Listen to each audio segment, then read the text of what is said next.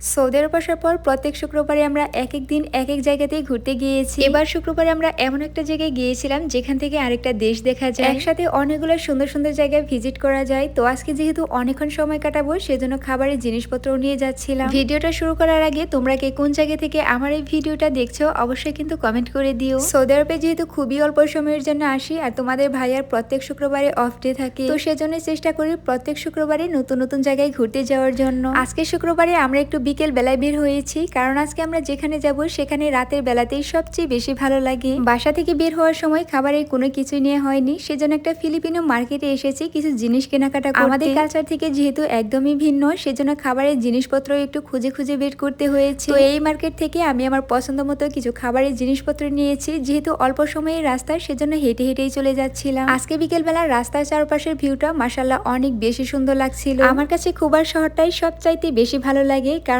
এখানে আমি 5টা মাস কাটিয়েছি, সেজন্য একটা মায়া লেগে গিয়েছে। তোমরা সৌদি আরব আসার পর কে কোন জায়গায় কত মাস থেকেছো অবশ্যই কিন্তু আমাকে জানিও। সৌদি আরবের রাস্তাঘাট বাড়িঘর অনেক বেশি সুন্দর হয়, তবে আজকে বিকেল বেলাতে একটু বেশি সুন্দর লাগছিল। তো আমরা হাঁটতে হাঁটতে ঘুরতে ঘুরতে সেই সুন্দর জায়গাতে চলে এসেছি। আজকে যেহেতু শুক্রবার, সেজন্য বিকেল বেলা থেকেই মানুষ আসতে শুরু করে দিয়েছে। তোমরা হয়তো অনেকে এই সুন্দর জায়গাটা চিনতে পেরেছো, এটা হচ্ছে খোবার কর্নিশের ওয়াটার পার্ক। এখানে আমি অনেকবারই এসেছি, তবে আজকে অনেকগুলো জায়গায় একসাথে ভিজিট করব। এখান থেকে সন্ধ্যেবেলা লাল টকটকে ডুবে যাওয়ার সূর্যটাও কিন্তু অনেক বেশি সুন্দর লাগছিল। ফার্স্ট টাইম এসেছি সাগর পাড়ে, সন্ধ্যা যত বাড়ছিল সাগরের জোয়ারের পানিটাও তত বেড়ে যাচ্ছিল। আগের বার যখন এসেছিলাম তখন এখানে হাঁটার রাস্তা ছিল, আর এবার পানিতে একদম ভরে গিয়েছে। যতদূর চোখ যায় শুধু পানি আর পানি। তবে এই পানির মাঝখানে কিন্তু আরো একটা দেশ রয়েছে। সাগরের একদম কাছে একটা সুন্দর জায়গা দেখে আমরা বসে গিয়েছি। এখান থেকে পুরো সাগর পাড়ের ভিউ দেখা যায়। এখানে কিন্তু অনেক সুন্দর করে বসার জায়গা রয়েছে। খাবারের যে জিনিসগুলো এনেছি সেগুলো একটা একটা করে বের করে নিলাম। তোমাদের ভাইয়াকে একটা ভাগ করে দিয়েছি, আর বাকি সবগুলাই আমি নিয়েছি। ফিলিপিনো মার্কেটে আমার পছন্দ মতো খাবারের জিনিসপত্র পাচ্ছিলাম না, সেজন্য টুকটাক এইগুলাই নিয়ে এসেছি। তো এখন আমরা